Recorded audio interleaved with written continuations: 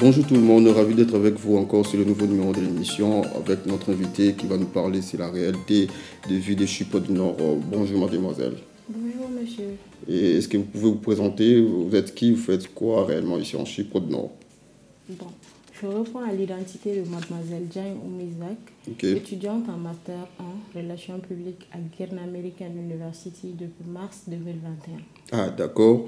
Merci d'avoir accepté notre invitation, madame Ouma.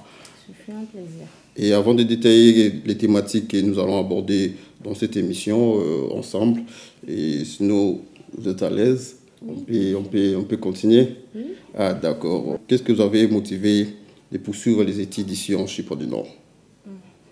Pour un début, personnellement, je ne connaissais pas la Chypre du Nord. Ok.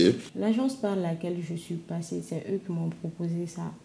Je voulais partir en Turquie. Bon, au moment où je partais, ça a coïncidé avec la crise de Covid-19. Du coup, c'était difficile d'avoir le visa de la Turquie. Et lui, il m'a proposé qu'il y a un pays proche de la Turquie, que c'est gouverné par la Turquie, leur mode de vie, c'est presque pareil que la Turquie. Il m'a proposé de tenter ma chance. Donc j'ai parlé de ça à ma mère. Elle m'a dit qu'elle n'a jamais entendu parler de ce pays, Ok. mais qu'elle va se renseigner. Donc il y avait une collègue à ma maman. Elle, son fils était là depuis 2020. Du coup, ma mère a appelé et son fils lui a parlé de la réalité d'ici. Donc elle était convaincue. Du coup, j'ai poursuivi. Mais au moins tu avais déjà entendu parler de Chypre depuis le pays. Non, Parce que là, vous venez de dire que maman avait pris quelques renseignements déjà avant de venir. non. Non. Quand l'agence m'a proposé Ok. la Chypre du Nord, ma maman a dit qu'elle n'a jamais entendu parler de ça. Mhm. Du coup, elle s'est renseignée auprès d'une collègue à elle. Mhm. Du coup, elle avait envoyé son fils ici en 2020. Du coup, elle lui a donné notre contact, on a échangé. Elle a convaincu ma mère Ah que d'accord. c'est un pays, voilà, ça va. Que son fils, lui, il était dans un autre pays. Par rapport à ici, ça va. Elle peut m'envoyer tranquille, il n'y a pas de problème. Alors comment vous trouvez les pays depuis que vous êtes là? Vous avez dit 2021 par rapport à la réalité de ce qui s'est passé ici en Chypre du Nord, par rapport à votre expérience, comment vous les trouvez? Bon, je ne me plains pas, je ne me plains pas. Quand j'étais au pays, je me faisais une idée, je croyais que c'était comme l'Europe. Je pensais que je pouvais travailler en même temps, étudier, voilà. Mais quand je suis venue, j'ai eu à faire face à d'autres réalités. Mais ça va, je ne me plains pas. Ça va. Mais déjà, Chypre c'est en Europe ou comment? Tu as déjà pris le temps de voir, tu es où? Tu es localisé où réellement? C'est en Europe ou en Asie? Chypre du Nord. Bon, je pense que c'est en Asie, hein. Tu penses, donc jusque-là, tu n'as pas encore. Bon, donc Chypre du Nord, c'est à l'Asie ou en Europe. Comme ça, tu vas nous répondre ça et prochainement. Parce que normalement, tu dois vraiment savoir là où tu es localisé, non? Il y a pas de Donc souci. voilà. Alors, est-ce que vous pouvez nous parler par rapport à la vie courante, comment ça se passe ici en Chypre du Nord? Est-ce que vous avez évoqué les problèmes de job? Est-ce que vous avez déjà eu à travailler ici en Chypre du Nord depuis que vous êtes là? Oui, quand je causais avec des amis, genre des Congolais, des Nigériens et Ok. même des Maliens, ils me disaient tout le temps que c'est pas facile de travailler ici, que c'est dur, on te fait travailler des heures et des heures pour des salaires vraiment minables. Du coup, je voulais tenter l'expérience. Quand j'ai fini mon examen, j'ai validé le final exam. Du coup, avant de rentrer au pays pour les vacances, j'ai travaillé ici pendant un mois. J'ai trouvé un boulot, j'ai eu à faire ça pendant un mois. Vraiment, c'était pas facile pour moi. C'était pas facile pour moi parce que je travaillais plus de 10 heures par jour. Je quittais la maison 10h30, parfois 11h, pour revenir à la maison à 22h, 22h30. Parfois, même quand tu prends 5 minutes de retard, le boss se plaint. Il y a trop de pression, en fait. Ah d'accord, mais déjà, pour trouver les jobs tant qu'étudiant, c'est facile ou comment? Et c'est difficile, c'est par des recommandations ou c'est facile à trouver des jobs ici en Chypre? Bon, je dirais que pour quelqu'un qui étudie, c'est pas facile à trouver parce qu'ici, les gens travaillent à temps plein. En tant qu'étudiant, c'est pas évident. Aller à l'école et travailler à temps plein, c'est pas évident. Donc ça demande beaucoup, beaucoup de courage et de détermination.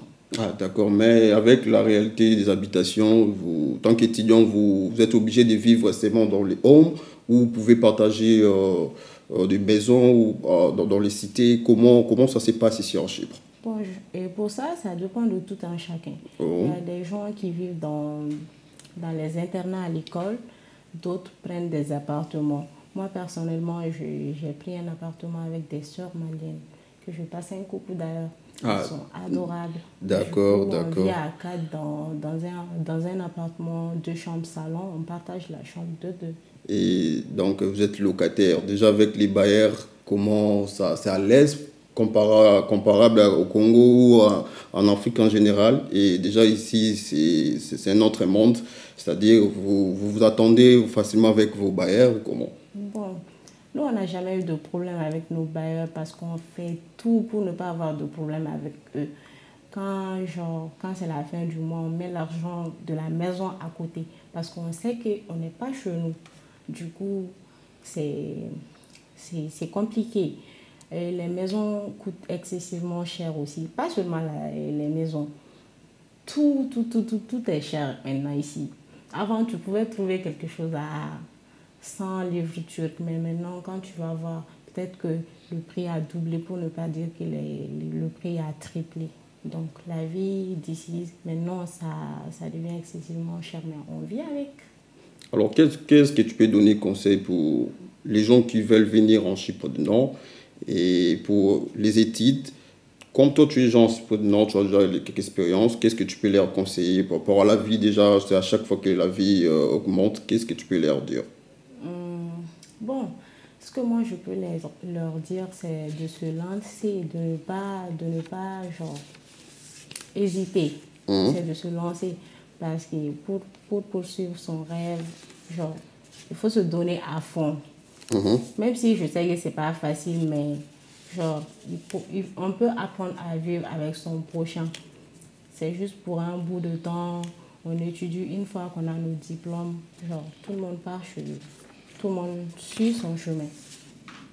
Ça demande juste un peu de courage. C'est ce que je peux dire comme conseil.